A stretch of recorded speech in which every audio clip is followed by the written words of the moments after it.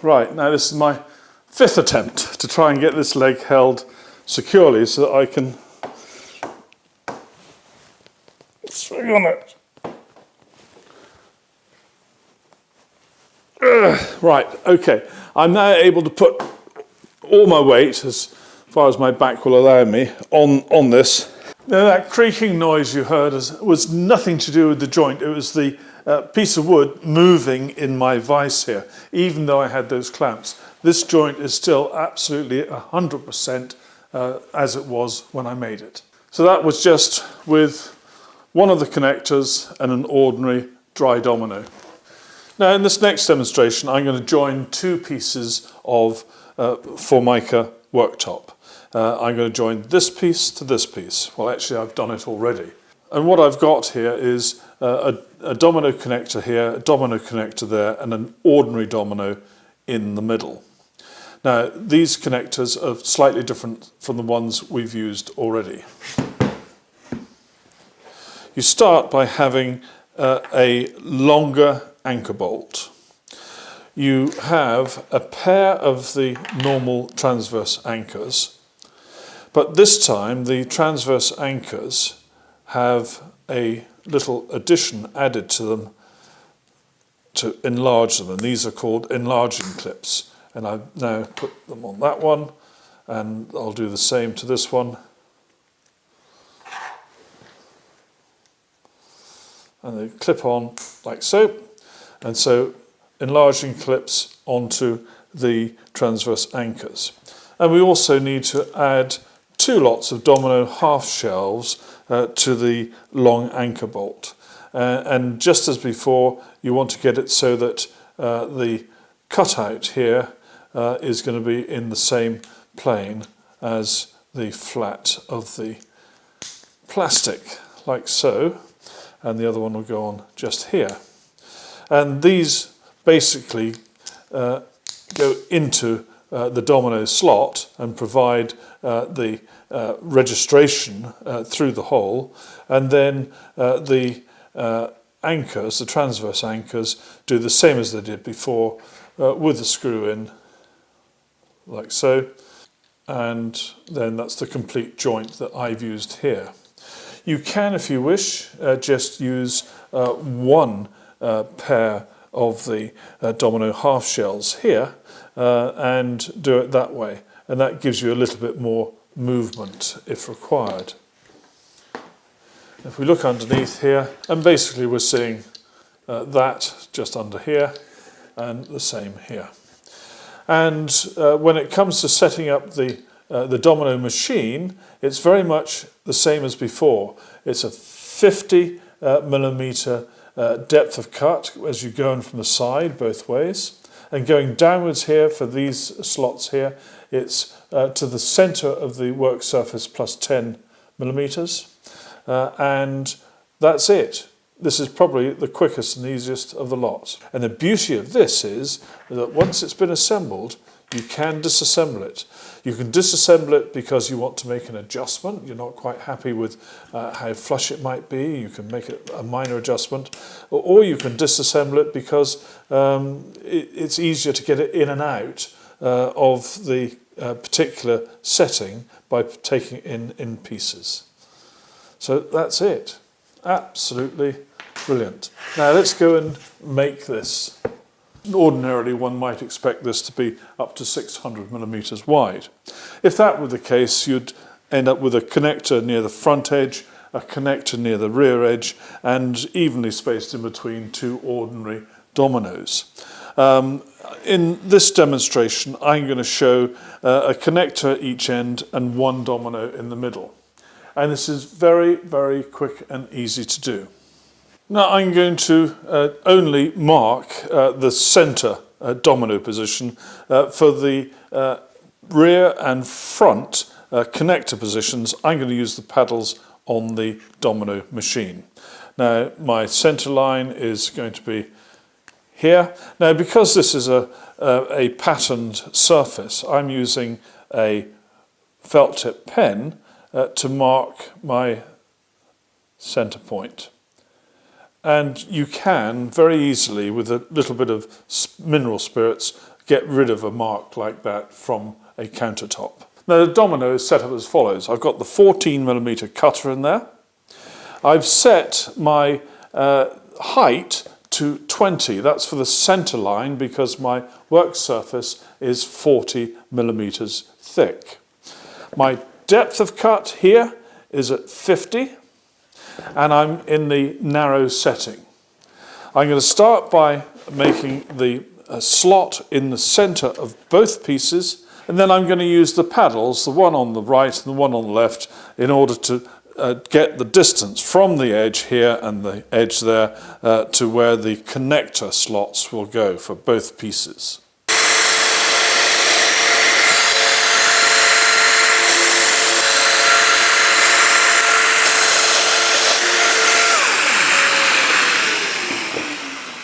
Right, those are the 50mm deep holes. Now we're going to do the holes, which are going to be here, here, and similarly here and here for the transverse anchor. Now this time the machine is set up a little differently. First of all, the height of the cut is set at 40 because we're going to be positioning this like so, and we want the slot to have its centre 40mm from this edge. Now the depth of the cut I've set at 30 because this stock is 40mm and to the centre it's therefore 20, and the minimum depth is 20 plus 10. So in other words, it's to the centre of the material plus 10, so for me that's 30. This time we've got the slot width on the wide setting. And the reason that we've got the wide setting is because the transverse anchors, we've added these enlarging clips. And the reason for that is to spread the load. Because this material is much softer than solid wood, we need to just spread the load when we start tightening things up.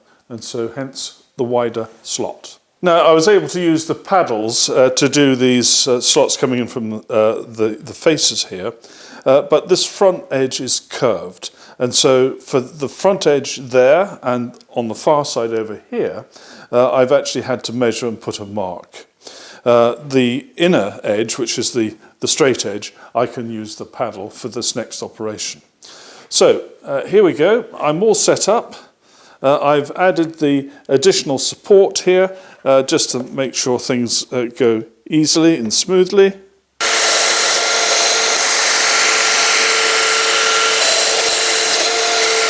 You will have noticed how easy it was to do these middle ones just using the paddles.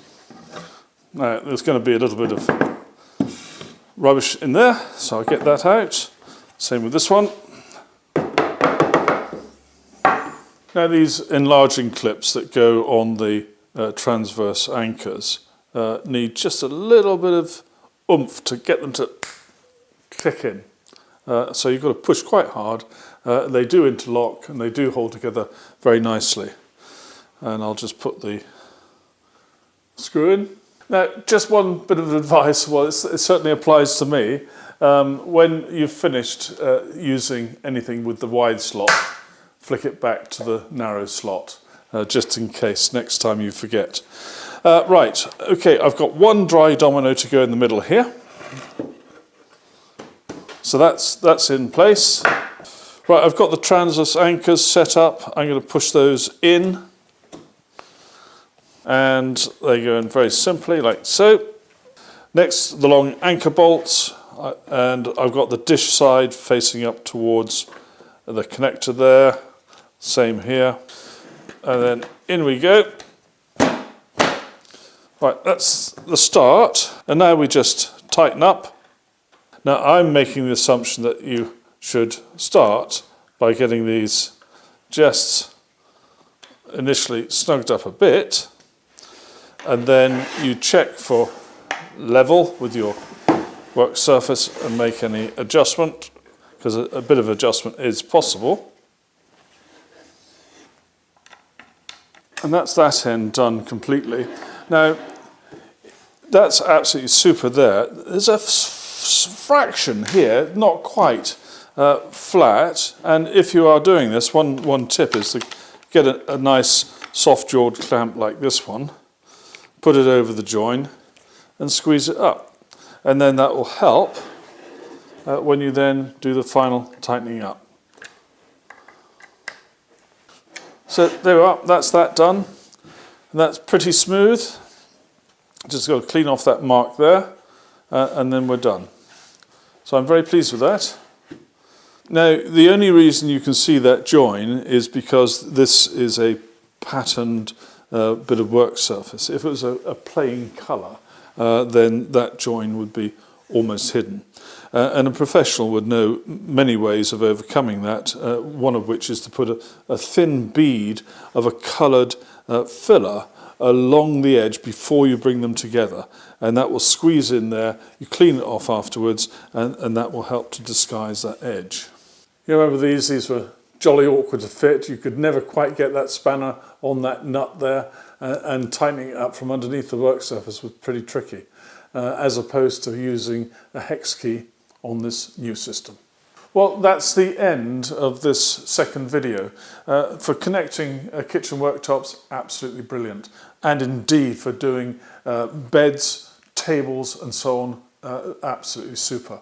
Now, the cost of the system, I haven't looked it up at the price today, but it's about €2.50 per corner if you were making a bed.